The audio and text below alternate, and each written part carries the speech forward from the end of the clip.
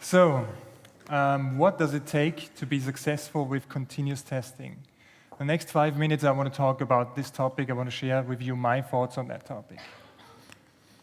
This is Victoria, my 2-year-old daughter, my everything, my inspiration, and she will support me today and hopefully be able to emphasize my arguments and my beliefs on this topic.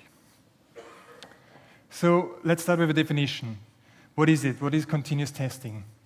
Basically, it's the execution of automated tests as part of our delivery pipeline in order to obtain feedback on the business risk associated with a certain release candidate. And this should be done as fast as possible. To make this possible, the former silos for QA and dev have been replaced by cross-functional teams. What is the idea of these cross-functional teams? The idea is that a team is not just a bunch of people locked up in an office. No, it's rather individuals with individual skill sets and, of course, individual flaws. And the big challenge is now to find the setup that really performs well together. The big advantage here is if you have such a team, you have a shared skill set, and this guards you towards individuals becoming the bottleneck for your development. But let's face it, it's tough to work in such an environment. Suddenly, you are no longer the expert for a certain area, but rather have to be more flexible, and depending on the task that is required, mostly at this very moment, you have to wear a different hat. So at some point, probably you have to create tests. Another time, you have to write code. And yet another time, you have to maintain the automation build. And this is tough, of course. And what it requires is passion. Wikipedia says passion is a compelling enthusiasm or a desire for something. I'm sure everybody of us can recall times when going to work was more of a duty and not really a desire, right?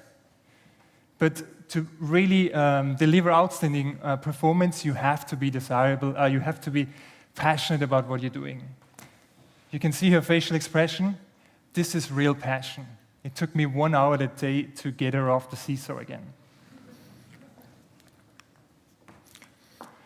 So we've got passionate people. The next ingredient is curiosity. As my daughter is curious about everything new, especially if it's blinking and making funny noise, you have to be curious about what you're doing. A test engineer has to be curious. Let's assume the build broke due to failed tests. So you have to be curious why it broke, why it failed. Just keeping it as it is not enough. This is fine, automated testing that is essential, of course, but it's not enough. Continuous testing also requires exploration. I love to go hiking with my precious daughter, and instead of following a predefined path, we constantly try to observe our surrounding environment and find new paths to get to our actual destination. And the same thing is true for exploratory testing. The benefit is you get to know your application way better, and you will spot problems you never had on your radar so far. Let's recall the initial definition. We said it's about obtaining feedback on the business risk associated with a certain piece of code. So it's about risk-taking, and it's about risk-preventing. The point is, solely with continuous testing, we will have no idea if we can release or not. Let's assume a few tests have failed. What is then the answer? Can we release or not? You could say, well, they failed, so we cannot release. But the point is this really the right approach? We probably should stop thinking about, are we done with testing, and rather start asking ourselves, does this piece of code we just released or we just created have an acceptable level of business risk? What about tools? The Agile Manifesto states, individuals and interactions over processes and tools. This is true.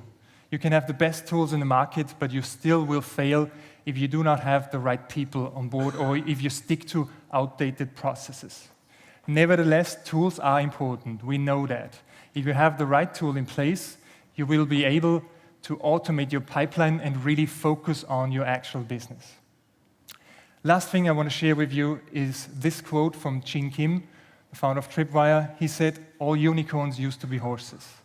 So wherever you are in that transformation, don't panic. Even these unicorns have been there. And the advantage is that we can leverage their findings and don't have to make the same mistakes as they did. Thank you.